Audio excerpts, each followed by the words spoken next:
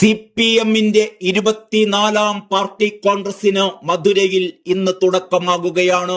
മുതിർന്ന നേതാവ് വിമൻ ബസു പതാക ഉയർത്തും. Polit bureau coordinator Prakash Karat പ്രതിനിധി സമ്മേളനം ഉദ്ഘാടനം ചെയ്യും.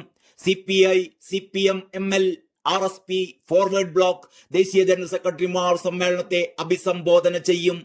കേരളത്തിൽ നിന്നും 175 പ്രതിനിധികളടക്കം 600ഓളം പേരാണ് സമ്മേളനത്തിൽ പങ്കെടുക്കുന്നത്. രാഷ്ട്രീയ പ്രമേയം പ്രകാശ് കാരാട്ട് അവതരിപ്പിക്കും. മുതിർന്ന PB അംഗം BV രാഘവലു സംഘടനാ റിപ്പോർട്ടും അവതരിപ്പിക്കും.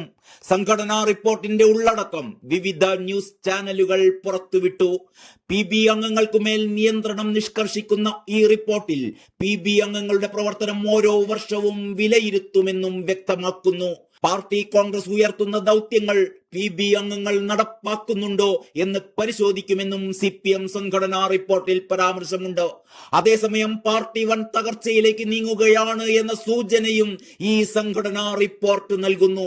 വർദ്ധിച്ചു വരുന്ന പാർലമെന്ററി വ്യാമോഹം പാർട്ടി അംഗങ്ങളെയും നേതാക്കളെയും വിഭാഗീയതയിലേക്കും അഴിമതിയിലേക്കും നയിക്കുന്നു.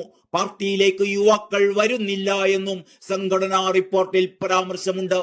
സോഷ്യലിസം പ്രചരിപ്പിക്കാൻ പാർട്ടിക്ക് കഴിയുന്നില്ലെന്ന് തുറന്നു വിമർശിക്കുന്ന ഈ റിപ്പോർട്ടിൽ നഗരങ്ങളിൽ പാർപ്പിട മേഖലകളിലേക്ക് ഇറങ്ങിച്ചെല്ലണമെന്നും നിർദ്ദേശമുണ്ട്.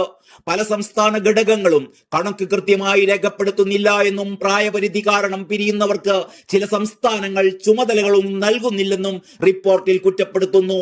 കേരളത്തെ പുകഴ്ത്തുന്ന സംഘടനാ റിപ്പോർട്ടിലാവട്ടെ പ്രായപരിധിയിൽ ഇളവിന് നിർദ്ദേശം നൽകുന്നുമില്ല. ആശാപ്രവർത്തകർക്കിടയിൽ പാർട്ടിക്ക് സ്വാധീനം കുറവുണ്ടെന്നും സംഘടനാ റിപ്പോർട്ടിൽ പരാമർശിക്കുന്നു. ഇവർക്കായി തൊഴിലാളി യൂണിയനുകൾ ഉണ്ടാക്കിയിട്ടുണ്ടെങ്കിലും പാർട്ടിയെ എതിർക്കുന്നവരുമായി ആശാവർക്കർമാർ ചേർന്ന് നിൽക്കുകയാണ്.